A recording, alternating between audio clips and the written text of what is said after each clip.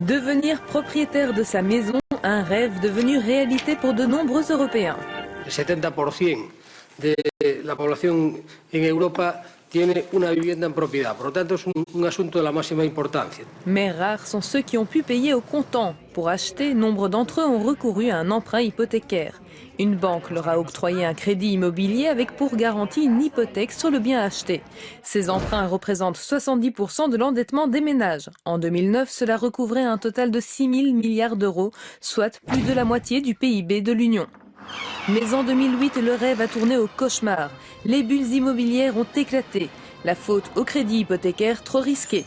Incapables de rembourser leurs emprunts, de nombreux propriétaires ont vu leur logement saisi.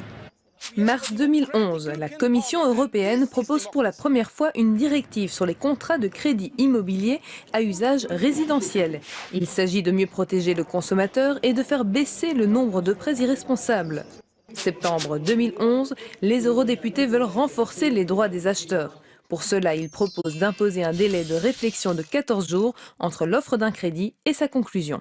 En cas de remboursement anticipé d'un prêt, les députés veulent supprimer toute pénalité.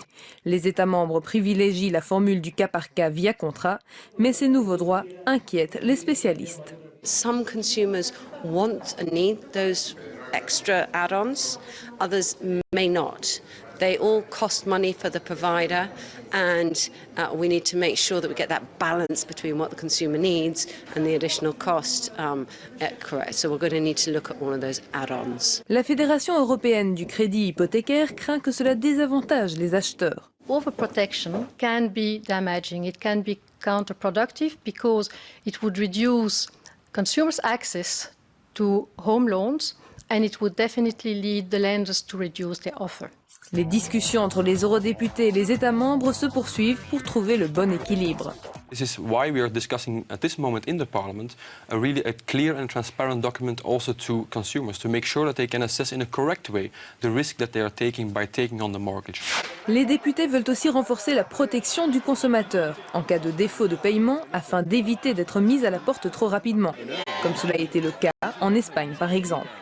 Ce que l'on souhaite éviter, c'est que plus aucun consommateur européen ne soit pris dans un prêt qu'il ne peut pas rembourser parce qu'il serait d'un montant trop élevé ou trop mal adapté à ses besoins ou à ses attentes. Avril 2013, après plus de 2 ans de discussion, les négociateurs du Parlement et des États membres se mettent d'accord sur les principes qui protégeront les consommateurs européens. Cuando una persona va a un banco, tiene que tener una buena información y hemos elaborado un estándar de información común europea, lo que se llama una ficha europea, que todas aquellas personas que hagan un contrato van a tener toda la información relevante para que puedan asesorarse y tomar una decisión con pleno conocimiento de causa, y además va a contar con un periodo de reflexión de 7 días. Reprenons. Si le remboursement anticipé sans pénalité n'a pas fait l'unanimité, le formulaire uniformisé des données fournies par les banques a été adopté. Le délai de réflexion, revu légèrement à la baisse, est obtenu et la solvabilité des créditeurs devra également être vérifiée avant l'octroi des prêts hypothécaires. Autre bouclier obtenu pour le consommateur, une tolérance raisonnable est demandée aux prêteurs en cas de retard de paiement. Concernant les emprunts contractés en devises étrangères, l'acquéreur d'une maison sera autorisé à convertir le prêt en une monnaie alternative pour le protéger des risques liés au taux de change. Et finalement, le consommateur aura plus de flexibilité pour adapter son prêt. Banks should be allowed to lend to the consumers in such a way that they are lending at a sustainable level, but also, of course, not doing a kind of a credit crunch or a credit squeeze towards the consumers where they're not able anymore to lend. So the creditworthiness assessment, that is now also a key element of the new directive, should enable also banks to lend in a flexible way and allow also consumers to still get to tailor-made mortgages. La nouvelle loi européenne pourrait entrer en vigueur d'ici 2015 après un vote de confirmation du Parlement européen.